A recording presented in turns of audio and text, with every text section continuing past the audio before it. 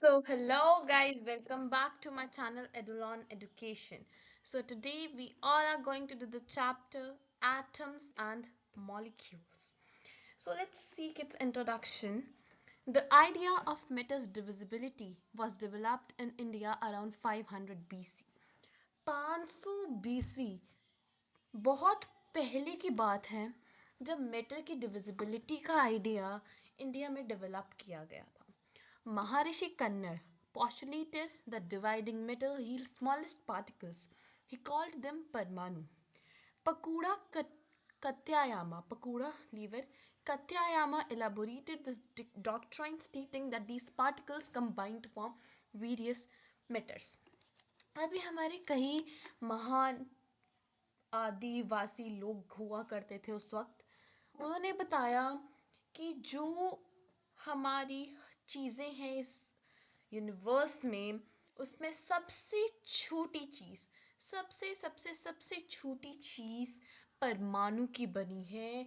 परमाणु सबसे छोटी चीज़ है जिसे आगे तोड़ा नहीं जा सकता. कत्यायामा जी ने भी कहा कि इसी परमाणु से मिलकर कई प्रकार की चीज़ें बनी होती हैं. फिर इंट्रोडक्शन ही अभी चल रही. Greek philosophers like Democritus and Leucippus अब 500 बीसी से बाहर निकल कर आ गए हैं. Greek philosophers like Democritus and Leucippus suggested that matter can be divided into indivisible particles. Democritus called the atoms, meaning indivisible.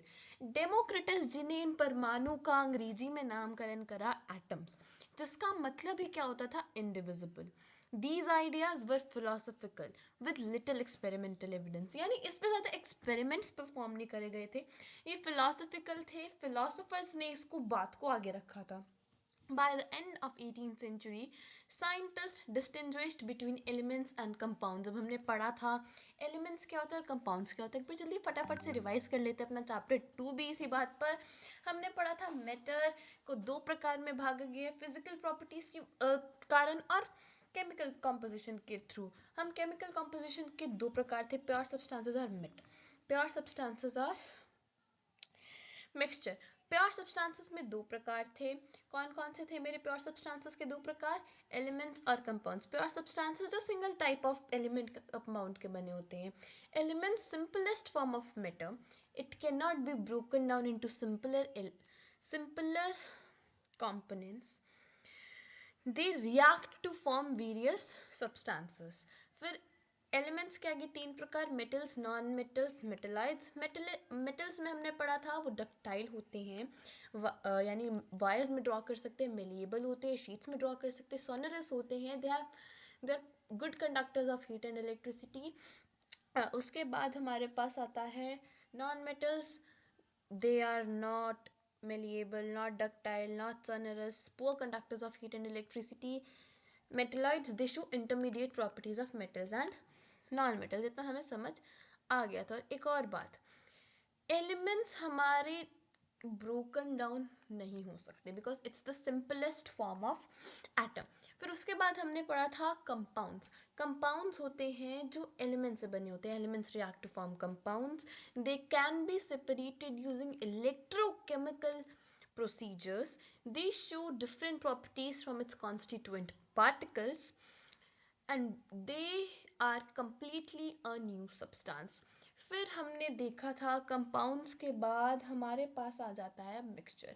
Mixture है जो दो एलिमेंट्स से दो कंपाउंड्स को मिला करके बना है.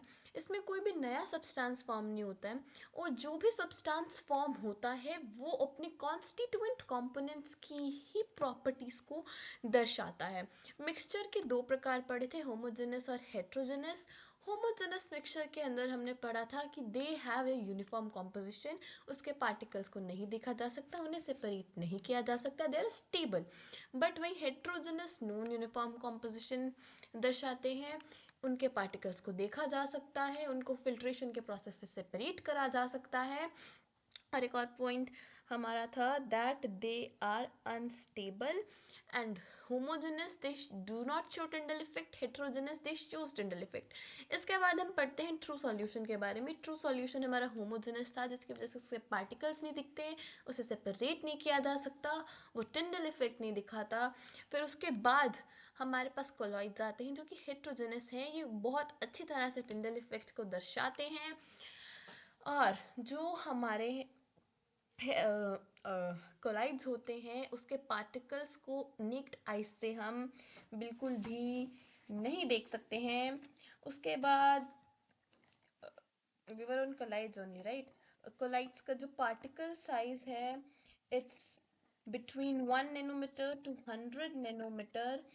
then जो हमारा collides होता है उसको हम सोल के नाम से भी जानते हैं. और मेरे collides के अंदर जो विजिबिलिटी है वो अल्ट्रा माइक्रोस्कोप से मिलती है और ये टिंडल इफेक्ट साफ साफ दिखाता है. फिर ट्रू सॉल्यूशन हो गया, कोलॉइड्स हो गया, सस्पेंशन आ जाते हैं. सस्पेंशन हमारा टिंडल इफेक्ट दिखाता है, उसके पार्टिकल्स बहुत बहुत बहुत ज़्यादा बड़े होते हैं, more than 100 nanometer they compose of. Then there are unstable. But हमारा जो ट्रू सॉल्यूशन और कोलाइड्स होते हैं वो स्टेबल होते हैं, जबकि मेरा जो सस्पेंशन है वो स्टेबल नहीं होता है. फिर उसके बाद हम देखते हैं कि जो हमारा सस्पेंशन है उसके पार्टिकल्स को नेक्ड आई से देखा जा सकता है. और सस्पेंशन में हमारे क्या पॉइंट्स हैं कि इसको हम फिल्ट्रेशन के प्रोसेस से सेपरेट कर सकते हैं. अब हमारा चैप्टर 2 में बचा कुछ और. Solubility the amount of maximum solute present in a solution at a particular temperature. Saturated solution में no more solute can be dissolved in the solution at a particular temperature. फिर उसके बाद था मेरा अनसैचुरेटेड सॉल्यूशन में more solute can be dissolved in easily. अब आगे बढ़ते हैं. Antoine L Lavoisier led the foundation of chemical sciences by establishing two important laws of chemical combination. Actual में लवॉइजर ने सिर्फ एक लॉ करा था, अब दूसरा लॉ प्रूस्ट ने करा था. Proposed by Lavoisier and Proust, laws of chemical combination. Laws of chemical combination बहुत ज़रूरी हैं. अगर आपके स्कूल में सेट्स आते हैं तो दोनों के अंदर अलग अलग की डेफिनेशन एग्जैक्ट लिखनी पड़ती है, क्योंकि लॉ था, किसी की कही बात थी, किसी के द्वारा प्रूफ करी गई बात थी, तो इसलिए लिखना ज़रूरी है. तो दो प्रकार के लॉज होते हैं केमिकल कॉम्बिनेशन के, conservation of mass and constant proportion.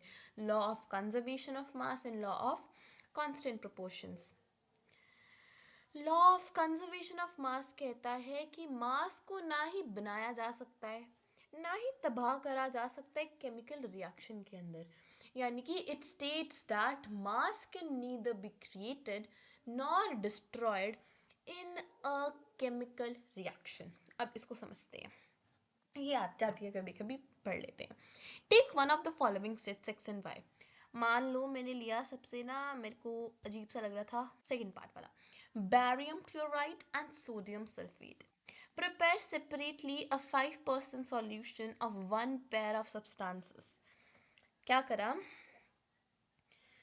हमने, दो अलग अलग बीकर्स के अंदर 5% सॉल्यूशन तैयार करा, बैरियम क्लोराइड का, सोडियम सल्फेट का. Take some solution of y in a conical flask and solution of x in a ignition tube. Hang the ignition tube in the flask carefully. Ignition tube क्या होती है, छोटी वाली जो tube है ना यहाँ पे, इसको हम कहते हैं क्या, इग्निशन ट्यूब. इसको हम क्या कहते हैं, इग्निशन ट्यूब. यानी कि ये जो मेरी वाली ट्यूब है इसको मैं क्या कहूँगी, इग्निशन ट्यूब. और जो ये मेरी बड़ी वाली है इसको मैं कहती हूँ क्या, फ्लास्क. इसको क्या कहूँगी मैं, कॉनिकल फ्लास्क. तो have the ignition tube in the flask carefully. यानी इग्निशन ट्यूब को फ्लास्क में इस तरह से पुट करना है कि वो दोनों केमिकल्स मिक्स ना हो जाए.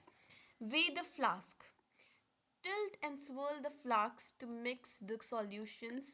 पहले क्या करें, इनका अलग अलग से लिया. पहले फ्लास्क थी, उसके अंदर मेरी इग्निशन ट्यूब थी, उसका मास करा मान लो 5 ग्राम आ गया. फिर मैंने इन दोनों को मिक्स कर दिया, खाली पड़ी है इग्निशन ट्यूब, अब ये मेरा बन गया x+y का वो। तब वेट करा, तब भी मेरा 5 ग्राम ही आया, तब भी मेरा 5 ग्राम भी आया। ये आगे का मैंने बता दिया। तो अब इस एक्टिविटी का ऑब्जर्वेशन है कि जब x और y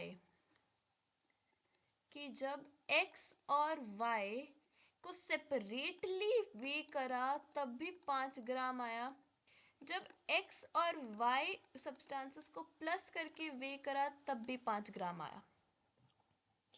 यानी कि total mass is conserved before and after the reaction. यहाँ पे क्या था, बिफोर द रिएक्शन दोनों सब्सटेंसेस अलग अलग थे, यहाँ पे रिएक्शन हो गया यानी टोटल मास इज कंजर्व्ड। इससे हम अपनी एक और चीज को साझा दे सकते हैं, और वो है total mass of reactants is equal to total mass of product। reactants x and y जब उन्हें मिलाया नहीं था, प्रोडक्ट x और y जब उन्हें मिला दिया गया था। Lavoisier and other noted that many compounds are made of elements in fixed composition। यानी यहाँ से हमें conservation of mass समझ आ गया कि वो क्या कहते हैं कि मास को ना ही बना सकते हैं ना ही तबाह कर सकते हैं केमिकल रिएक्शन में। Total mass of reactants is equal to total mass of products. Total mass is conserved before and after the reaction. 3 number का क्वेश्चन तैयार। आप पहले ऐसे शुरू करेंगे, state the law of conservation of mass आ गया। तो law of conservation of mass states that mass can neither be created nor be destroyed in a chemical reaction. It means that total mass is conserved before and after the reaction. It also states that the mass of reactants is equal to the mass of products. You can take one example, like take two chemicals named as X and Y, weigh it separately but together. Do not mix them. Write this first of all, right? It weighed to be 5 grams. Then mix both of them and then weigh it again. It's 5 grams again. It means the total mass is conserved before and after the reaction. Before जब उन्हें mix नहीं करा था, after जब उन्हें mix कर दिया था। नेक्स्ट हमारे पास आ जाता है law of constant proportions. Lavoisier and other noted that many compounds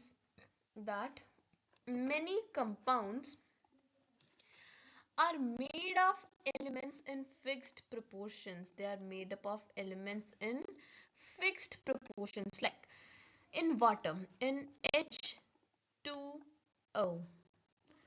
The ratio of the mass of hydrogen to oxygen is always 1:8, whatever the source of water is. Decomposition of 9 gram water yields 1 gram oxygen and 8 gram oxygen या hydrogen था, ठीक है।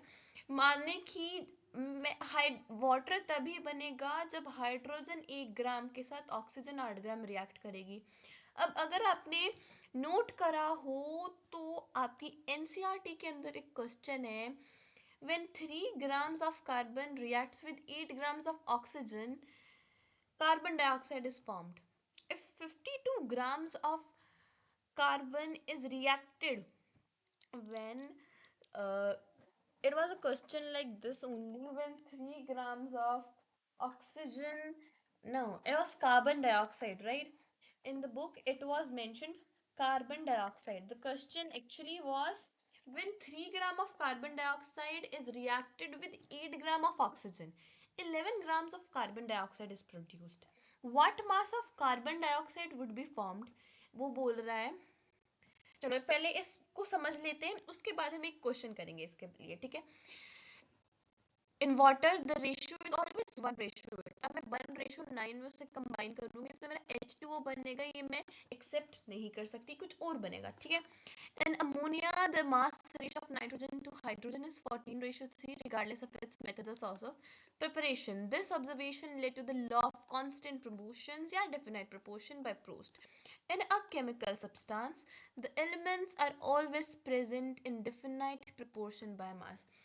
Conservation of mass क्या कह रहा था, mass can neither be destroyed nor be created in a chemical reaction, but हमारा constant proportion या डिफिनाइट प्रोपोर्शन वाला लोग कहते हैं in a chemical substance the elements are always combined in definite proportions by mass. जिस तरह water तभी बनेगा जब 1 ग्राम 8 ग्राम के साथ रिएक्ट करेगा, अमोनिया तभी बनेगा जब 3 ग्राम 14 ग्राम के साथ रिएक्ट करेगा।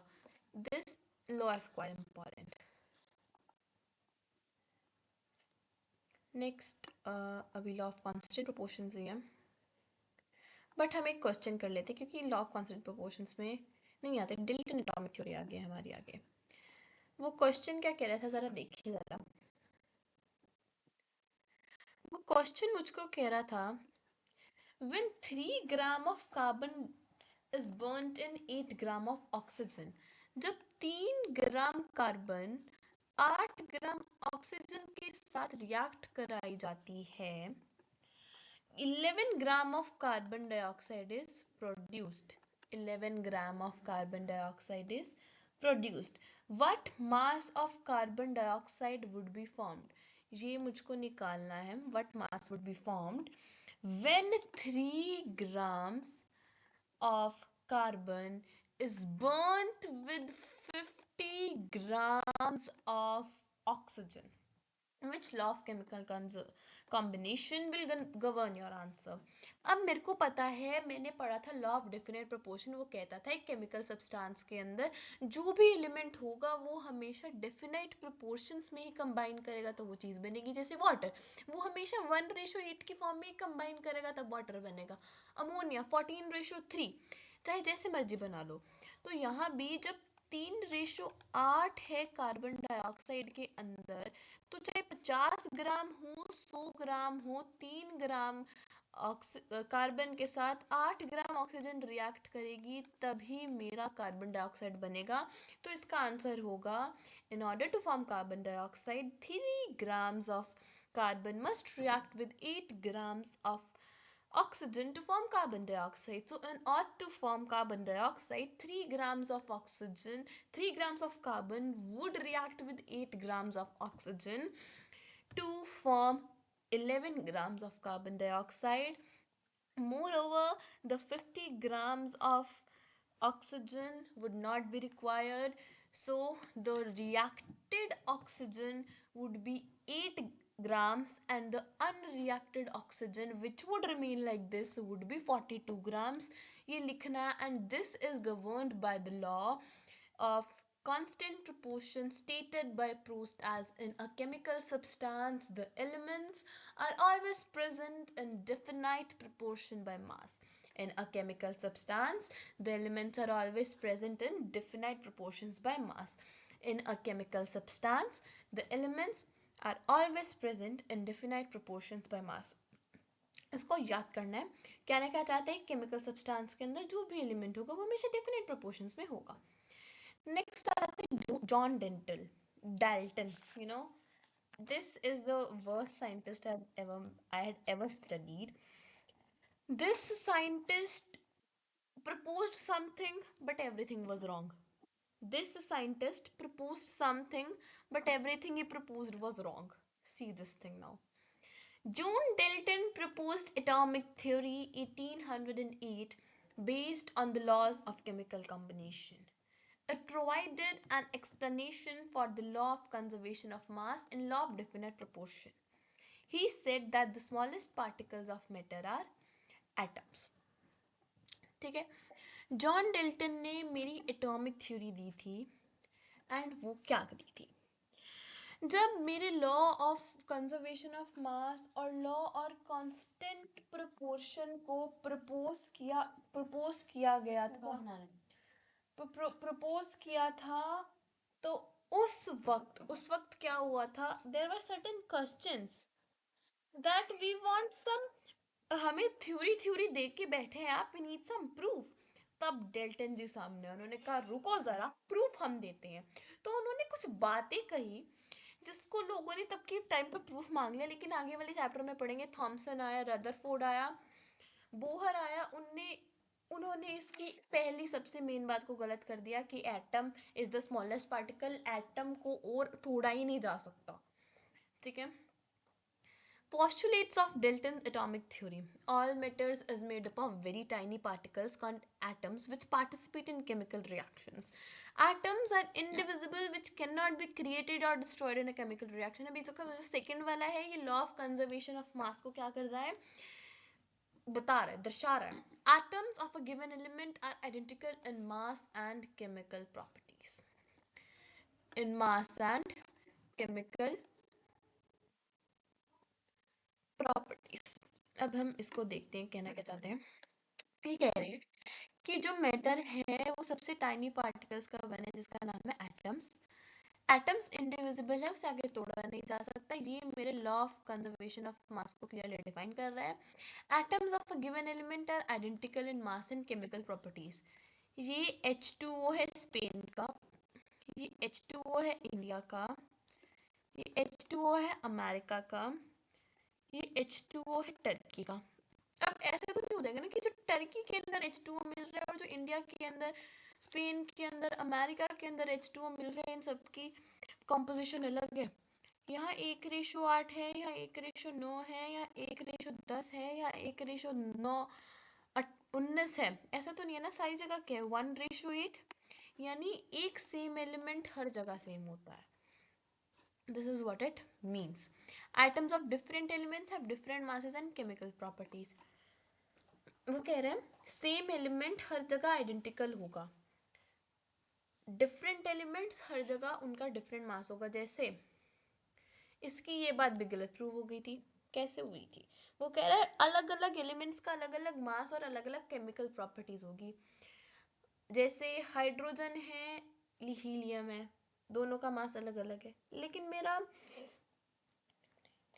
आर्गन और कैल्शियम का मास तो सेम है। तो इसका ये चौथा वाला गलत गया था, एक तो एक इसका ये गलत गया था, एक इसका ये भी गया था, क्योंकि क्लोरीन के आइसोटॉप्स पढ़ लिए थे हमने। एक ही तो एलिमेंट था, एक क्लोरीन था 35, एक क्लोरीन था 37, ये भी इसका गलत गया था। ये पहला वाला भी गलत। Atoms combine in the ratio of small whole numbers to form compounds, ये सही था। चलो किस्मत। The relative number and kinds of atoms are constant. अब ये मेरा लॉ ऑफ डेफिनेट प्रोपोर्शंस को कर रहा है, क्योंकि यहाँ पे आगे रिलेटिव नंबर एंड काइंड वाला, ठीक है। आगे बढ़ो। What is an atom. अब भाई पढ़ तो रहे हैं, atom atom atom atom atom, ये है क्या। The building block of all matter are atoms. जिस तरह से बायोलॉजी के अंदर फंडामेंटल यूनिट सेल है, उसी तरह से केमिस्ट्री के अंदर फंडामेंटल यूनिट एटम है। क्या है, एटम है। एंड हमेशा याद रखना, केमिस्ट्री और carbon they are interrelated. C से केमिस्ट्री, सी से carbon. So you need to study carbon in chemistry. Carbon chemistry में नहीं पढ़ा तो किस में पढ़ा। The building blocks of all matter are atoms. They are very small. अगर मिलियन ऑफ एटम को भी कर दो ना, तो सिर्फ एक शीट ऑफ पेपर होता है ना कॉपी का, सिर्फ उतना थिकनेस आएगा, इतने छोटे होते हैं। Atomic radius is measured in nanometers. Atomic radius को किस में मेजर करा जाता है, नैनोमीटर्स के अंदर। किस में मेजर करा जाता है, नैनोमीटर्स के अंदर। हमारा जो एटॉमिक रेडियस होता है उसे हम किस में मेजर करते हैं, नैनोमीटर्स के अंदर। अब हमें इतना समझ आ गया कि एटम जिस तरह सेल होता है उसी तरह क्या होता है, मेरा एटम होता है। उसी तरह मेरा क्या होता है, एटम होता है। अब आगे बढ़ते हैं। तो हमें एक चीज अच्छे से पता होनी चाहिए, और वो चीज कुछ atoms. My size of atom is 10 to the power minus 10 meters. मेरा एटम का साइज क्या है, 10 to the power minus 10 meters। इसको हम बोलते हैं 1 एंगस्ट्रॉन। क्या बोलते हैं, एंगस्ट्रॉम, 1 डिग्री साइन एंगस्ट्रॉम, यानी 10⁻⁻10 मीटर को हम क्या बोलते हैं, 1 एंगस्ट्रॉम।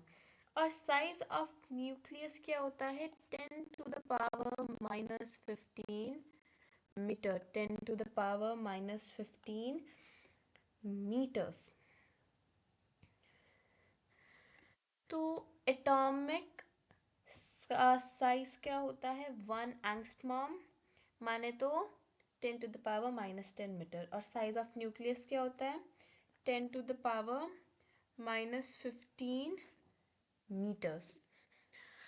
आगे बढ़ते हैं,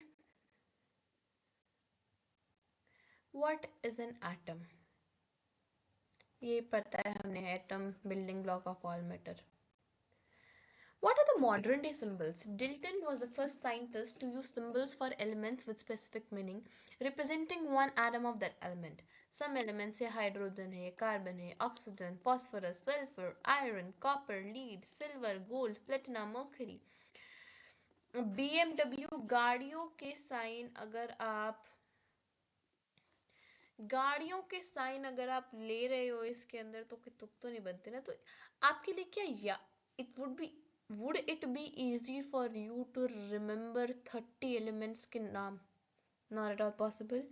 उनके सिंबल्स, नाम तो हो जाएंगे याद 108, इनके सिंबल्स याद करना इट्स नॉट दैट इजी। तो फिर जैकब बर्जीलियस कौन थे, Jacob Berzelius suggested that using one or two letters from the element's name as its symbol. Initially, elements' names were derived from location where they were first discovered. Example, copper from Cyprus, Cyprus के अंदर एक mine थी copper की, जहाँ से copper को पहली बार discover करा गया था। या फिर कलर से, gold from the English word of yellow. IUPAC यानी international union of pure and applied chemistry approved elements name, symbols and unit. Symbols often use the first one और two letters of the elements name in English. Copper, cuprum से आया था, और gold. ठीक है, IUPAC की full form याद रख सकते हैं, International union of pure and applied Chemistry. International union of pure and applied Chemistry. Dalton ने सिंबल दिए, बर्जीलियस ने कहा एलिमेंट के नाम में से उसका सिंबल उठाओ। बर्जीलियस बाबा ज़्यादा तेज थे, वेरी नाइस, क्लैपिंग्स। IUPAC नोमेनक्लेटर में हमने पढ़ा कि नाम या तो उनकी लोकेशन पे पढ़ने लगा, या पहला दूसरा पहला तीसरा इस तरह से नाम लेने लगे। जैसे कि लिथियम हो गया, बेरिलियम हो गया, कॉपर। ठीक है, अब एक हम कहते हैं पोटेशियम का सिंबल क्या होता है, और एक सोडियम का सिंबल Na इसलिए होता है क्योंकि सोडियम आया था उसकी ग्रीक वर्ड नाइट्रियम से। Okay, what is an atom, फिर से आ गया। The first letter of a symbol is always written as a capital and second as a small. अब कुछ ना IUPAC International union of pure and applied Chemistry ने कुछ बना दिए रूल्स। क्या रूल्स बना दिए उसने, अब हाइड्रोजन का मास 1 यू होता है, एल्यूमिनियम का 26 यू। ठीक है, इसके अंदर they are rounded off, aluminium का 27 यू था। The first letter of a symbol is always written as a capital letter. The first letter of a symbol is always written as a capital letter and second as small. Some symbols are formed from first letter and a letter appearing later in the name. जैसे chlorine, first or third letter, zinc, first or third letter. Other, they are derived from Latin, German or Greek names. Iron from ferrum, sodium, natrium, kalium. तो IUPAC ने कौन कौन से 3 rules करे थे, first letter capital, second letter small. या तो you can take the name from the location, from its colour, from its Latin, German और Greek names. You can take first और a letter appearing letter in the name. अब aluminium, argon, barium, boron, bromine, calcium, carbon, chlorine, cobalt, copper, fluorine, gold, hydrogen, iodine, iron, lead, magnesium, nitrogen, oxygen, potassium, silicon, silver, sodium, sulphur, uranium, zinc. अब इसमें से आपको एक बारियम की नहीं पता होगा क्योंकि वो 20 एलिमेंट्स में नहीं आता है, Ba।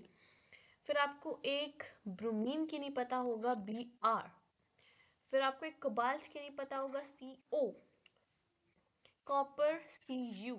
Gold AU, silver AG। Gold silver दोनों इंपॉर्टेंट है ना, तो स्टार्टिंग में तो AA आएगा, लेकिन गोल्ड में U आएगा, सिल्वर में G आएगा। आयोडीन I और इसकी वैलेंसी होती है 1, आयोडीन की वैलेंसी होती है 1।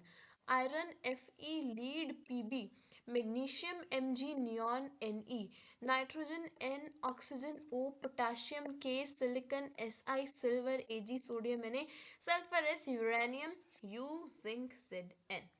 Atomic mass, Dalton atomic mass concept फिर आ गया, ये चेन से नहीं बैठेगा, है ना। हाँ, हम एक बात कर रहे थे ना, वो बुक में क्वेश्चन था 50 ग्राम ऑक्सीजन के साथ रिएक्ट कराओ भाई कार्बन डाइऑक्साइड बनाने के लिए। अगर 3 ग्राम कार्बन 8 ग्राम ऑक्सीजन के साथ रिएक्ट करेगी तभी मेरा कार्बन डाइऑक्साइड बनेगा, क्योंकि अगर 3 ग्राम कार्बन 4 ग्राम ऑक्सीजन के साथ रिएक्ट करेगी तो वो कार्बन डाइऑक्साइड बन जाएगा, ठीक है।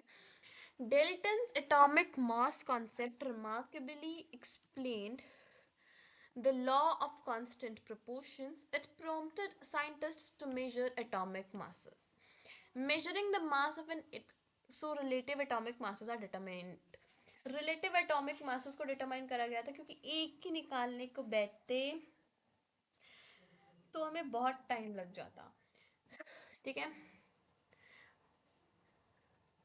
Atomic mass. If the atomic mass unit AMU or U, according to IUPAC, is defined as the mass of one carbon atom, atomic mass of carbon will be 1.0 U and oxygen 1.33 U. However, using whole or near whole numbers is more convenient. To simplify, scientists initially use, scientists ने पहले तो सोचा कि चलो भाई oxygen बड़ा main बंदा है, तो ऑक्सीजन को रिलेटिवली रख करके हम औरों के भी मास निकाल सकते हैं। तो उन्होंने 1/16 मास ऑफ ऑक्सीजन को रिलेटिवली सब में सेम रखा, बट दो रीजंस के कारण उस हमने ऑक्सीजन से नहीं लिया। क्यों? क्योंकि ऑक्सीजन ज़्यादातर रिएक्ट हो जाता था और वो होल नंबर मासेस दे रहा था बहुत से एलिमेंट्स के लिए, जबकि होल नंबर होते नहीं, यानी गलत मास दे रहा था। फिर मैंने कहा था ना C for carbon, C for chemistry. अब ऐसा क्यों है? क्योंकि 1961 के अंदर C12 isotope was chosen as standard reference, यानी कि it defines one atomic mass unit as a mass unit equal to exactly 1/12 the mass of one atom of carbon 12, ठीक है। पहले ऑक्सीजन को चुना, लेकिन दो कारण, वो होल नंबर दे रहा था जब सबके मासेस, और दूसरा कारण वो ज़्यादा रिएक्ट कर रहा था, इसलिए हमें मिल ही नहीं पा रहा था कि भाई मास क्या है। कार्बन को चूज करा गया standard reference. Relative atomic masses of all elements are based on the standard. It can be understood by an analogy. समझते हैं, चलो ठीक है। A watermelon is cut into 12 equal pieces. A watermelon is cut into 12 equal pieces, defining its mass as 12 units, FMU. This unit helps compare the mass of other fruits relative to one piece. Similarly, the relative atomic mass of the atom of an element is defined as the average mass of the atom. Relative atomic mass of atom क्या है? Average mass है atom का, जो कि 1/12 mass of C12 carbon isotope से compare किया गया है, जो 1/12 से क्या किया गया है हमारा, कंपेयर किया गया है। और हाँ, एटॉमिक मास क्या होता है? Atomic mass, it is the relative mass of an element or average mass of the element when compared to 1/12 mass when compared to C12 isotope। फिर हाइड्रोजन का, कार्बन का, ये सबके मास आपको याद करने हैं, ठीक है ना। Atoms of most elements cannot exist independently. Atoms form molecules and ions. They aggregate in large numbers to form the matter. अब वो कहना चाह रहे हैं कि एटम्स अपने आप नहीं रह सकते। टेबल है, जिंदा तभी है जब इसके अंदर बहुत सारे एटम्स लगाए गए, तो एटम्स इंडिपेंडेंटली तो नहीं रह सकते हैं। तो atoms they form molecules and ions. आगे बढ़ते हैं। What is a molecule? Molecule क्या होता है? ग्रुप ऑफ टू और मोर atoms chemically bonded together. A molecule is a group of two or more atoms chemically bonded. A molecule क्या होता है? मॉलिक्यूल इज अ ग्रुप, यानी झुंड of two or more atoms. किसका? Two or more atoms chemically bonded, यानी chemically उन्हें join करा गया हुआ है. It is defined as the smallest particle of an element or compound that can exist independently and shows all the properties of that substance. Molecule can consist of atoms of the same element or different elements. Molecule जैसे hydrogen molecule, carbon dioxide molecule. तो hydrogen में क्या है? दो hydrogen है, लेकिन carbon dioxide में क्या? कार्बन भी है, ऑक्सीजन भी है. तो मॉलिक्यूल में डिफरेंस समझ आ रहा है? मॉलिक्यूल्स एलिमेंट का भी हो सकता है, कंपाउंड का भी हो सकता है. तो what are molecules of elements? They are made up of same type of atoms. Molecules of element, they are made up of same type of atoms. They are made up of only one atom. Molecules of most of the non-metals, they have more than one atom. Oxygen is a diatomic molecule consisting of two oxygen atoms. अगर कोई दो, अगर किसी की atomicity दो है तो वो डायटोमिक होता है. डायटोमिक यानी दो. Ozone O3 is a molecule with three oxygen atoms. Number of atoms in a molecule is called its atomicity. एक मॉलिक्यूल में कितने एटम्स के नंबर हैं उसको क्या कहा जाता है? एटॉमिसिटी. क्या कहते हैं? एटॉमिसिटी. आगे बढ़ते हैं. तो molecule of monoatomic, diatomic, tetraatomic, polyatomic. अब मोनो क्या होता है? सिंगल. डाई क्या होता है? Two. Tetra 3. Poly more than 5 या 5. Molecules of compounds, atoms of different elements join together in definite proportion to form molecules of compound. यानी जब different elements के atom इकट्ठे हो जाते हैं definite proportion में तो वो molecules of compound बनाते हैं. जैसे water 1:8, ammonia 14:3, carbon dioxide 3:8. अब element क्या है? The ratio by number of atoms for a water molecule is 2:1. फिर मैडम ये 1:8 क्या है? ये 1:8 है रेशो बाय मास. क्या है? Ratio by mass. लेकिन ये क्या है? Ratio by number of atoms. Ratio by mass different है, ratio by number of atoms different है. तो इसके लिए क्या करना है? एलिमेंट लिखा, रेशो बाय मास दिया होता है. Atomic mass, mass ratio by atomic mass, simplest ratio. Element क्या था? एच और O. Ratio by mass 1:8. Atomic mass 1 और 16. Mass ratio upon atomic mass. Mass ratio क्या है हमारी? What is a mass ratio? 1 upon atomic mass क्या है? 1. 1/1 is equal to 1. तो मास रेशो क्या है? 8. एटॉमिक मास क्या है? 16. 8/16 इज इक्वल टू 1/2. अब इसको क्या करूं मैं कि मेरा ये 2 आ जाए? तो 1 × 1. इसको भी 2 से मल्टीप्लाई करूंगी, 2 से 2 कट जाएगा, यहाँ 1 आ गया. 1 × 2 2 हो जाता है. What is an ion? What is an ion? मेरा आयन क्या होता है? Compounds composed of metals and non-metals contains charged species called ions. Ions क्या होते हैं हमारे? charged species होते हैं. Ions क्या होते हैं हमारे? charged species होते हैं. Ions क्या होते हैं? charged species, यानी जिन पे कुछ charge होता है. Ions may consist of a single charged atom or a group of atoms that have a net charge on them. Net charge यानी कि फुल्ली चार्ज है जो उनमें. क्या है उनमें? फुल्ली चार्ज है.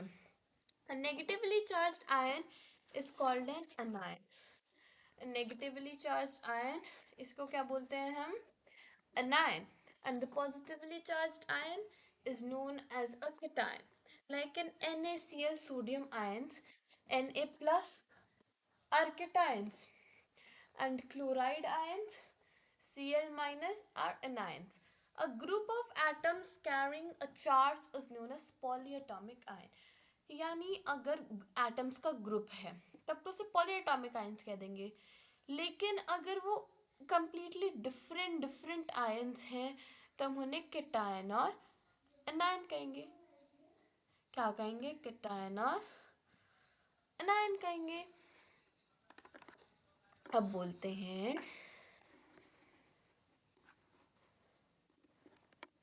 Cl माइनस क्यू होता है Na प्लस। इनको मैं क्या कहूँगी?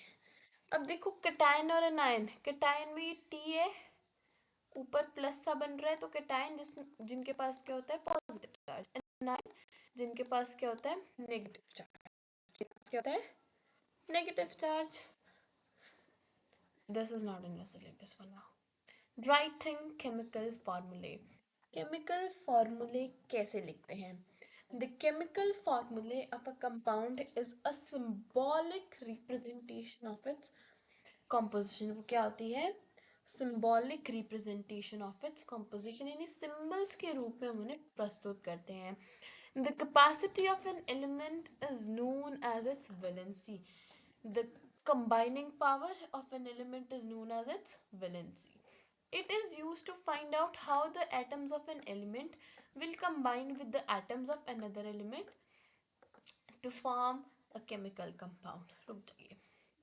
Valency can be imagined as the arms of an atom. Example, if an octopus with 8 arms holds 4 humans, each with 2 arms, all arms would be locked. This can be represented as the formula OH4. The subscript 4 indicates the number of humans held. Subscript क्या होता है? नीचे वाला. अब valency की इस सीधी सादी सी definition अगर हमसे पेपर के अंदर पूछी जाती है, क्या चीज़? वैलेंसी. एटॉमिक मास तो हमें पता लग गया. एटॉमिसिटी क्या होता है? The number of atoms that are combining to form a molecule. एक बार एटॉमिसिटी पढ़ लेते हैं क्योंकि आगे काम आएगी. कहाँ थी हमारी एटॉमिसिटी? एटॉमिसिटी क्या होती है? Number of atoms in molecule. Number of atoms in molecule. फिर उसके बाद था हमारा कौन सा इंपॉर्टेंट डेफिनेशन? आयन. आयन क्या होती है हमारी? चार्ज स्पीशीज, यानी जिनके ऊपर कोई चार्ज आता है. फिर केमिकल फॉर्मूले. अब इसकी डेफिनेशन ना कईयों को याद नहीं होती है. इसकी डेफिनेशन में क्या है? केमिकल फॉर्मूले of a compound, it is a symbolic representation. Symbolic मतलब सिंबल्स के फॉर्म में. Symbolic representation of its composition. Symbolic representation of its composition. अब इसके बाद अगर हम वैलेंसी के बारे में जानना चाहते हैं तो वैलेंसी इसकी सीधी सादी से एक डेफिनेशन बनती है. वैलेंसी वैलेंसी वो नहीं होती क्या? क्या बोलते हैं उसे? चलिए, वैसे तो वैलेंसी आपके चैप्टर 4 का टॉपिक है, बट इसके अंदर भी हमें उसकी ज़रूरत पड़ेगी. ठीक है. वैलेंसी क्या होती है? कैपेसिटी ऑफ एन एलिमेंट को हम वैलेंसी कहेंगे. अब टेबल बहुत अच्छा होता है. वैलेंसी 1 2 3. 1 2 3 यहाँ पे देख सकते हैं. इसने अपना एक दे रखा है, इसने अपना एक. हाँ, अब हमारे एक बहुत इंपॉर्टेंट टॉपिक रहेगा कि पॉजिटिव चार्ज किस पे आता है और नेगेटिव चार्ज किस पे आता है. कि मेरा पॉजिटिव चार्ज किस पे आता है और नेगेटिव चार्ज किस पे आता है. तो अगर हम इस चीज़ की बात करते हैं तो पॉजिटिव चार्ज उस पे आता है जो अपने इलेक्ट्रॉन्स लूज कर रहा है, वो दान भिक्षा का काम कर रहा है ना, तो उसको पुण्य मिल रहा है. नेगेटिव उस पे आता है जो गेन कर रहा है, क्योंकि वो खुद नहीं कमा पा रहा है, दान भिक्षा ले रहा है, इसलिए वो नेगेटिव. और जो दान भिक्षा दे रहा है वो उस पर पॉजिटिव, यानी कैटायन पॉजिटिव चार्ज. आगे, the valencies or charges on the ion must balance. आगे देखो, जैसे HCl हाइड्रोजन क्लोराइड, H की वैलेंसी 1, क्लोरीन की वैलेंसी 1. अब ये वैलेंसी आपको चैप्टर 4 में ज़्यादा अच्छे से समझ आ जाएगी. The simplest compounds made up of two different elements, दो अलग अलग एलिमेंट्स मिलकर के बन रहे हैं, तो उसको हम कहेंगे बाइनरी कंपाउंड्स। क्या कहेंगे? Binary compounds. अब देयर आर सर्टेन फार्मूलाज, ये वाले तो बिल्कुल ईजी है, ये 4 से 4 कट जाता है। अच्छा ये अभी है ही नहीं इसके अंदर, आगे बढ़ो। Positive and negative charge balance each other and the overall structure is neutral. जो बनता है वो न्यूट्रल होता है, इसलिए उस पर चार्ज नहीं लगाते हैं। Here the valencies of two elements are same. ये प्लस है, ये माइनस, हमने पढ़ा ना, अगर कोई चीज़ पॉजिटिव है कोई नेगेटिव है तो कट जाती है, तो यहाँ पे हो रहा है वो same. Formula of calcium hydroxide is Ca whole twice square, CaOH whole twice and not CaOH2. It is due to the presence of more two polyatomic ions. अब ये वाला अगर आप टेबल देखें तो इसके अंदर ये पॉलीएटॉमिक आयंस है, यानी इसके अंदर ग्रुप ऑफ एटम्स है। इसके अंदर नाइट्रोजन ऑक्सीजन है, ऑक्सीजन हाइड्रोजन है, नाइट्रोजन हाइड्रोजन है, हाइड्रोजन कार्बोनेट कार्बन और ऑक्सीजन है, कार्बन ऑक्सीजन है, सल्फर ऑक्सीजन है, फॉस्फोरस ऑक्सीजन है। क्या दो दो एटम्स है, लेकिन हाइड्रोजन सिंगल है, हाइड्रो क्लोराइड सिंगल है, ब्रोमाइड सिंगल सिंगल है, आयोडाइड सिंगल है। आगे आता है मॉलिक्यूलर मास, एटॉमिक मासेस का सम होता है। Atomic calculate the relative molecular mass of water.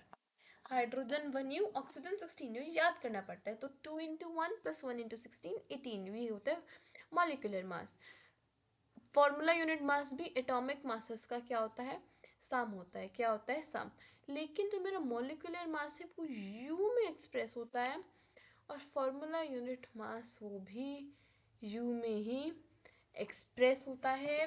So this was all for today. मुझे पता है पौने घंटे की वीडियो बन गई है, बट आई होप इस वीडियो को देखने के बाद आपका चैप्टर नंबर 2 और चैप्टर नंबर 3 बिल्कुल बिल्कुल अच्छे से आपको दिमाग में फिट हो जाएंगे। बाकी वैलेंसी और वैलेंस इलेक्ट्रॉन्स ये सब हमारे चैप्टर 4 के टॉपिक हैं, जो मैं इसके बाद अपलोड करने वाली हूँ। तो thank you so much for watching and please like and subscribe the channel.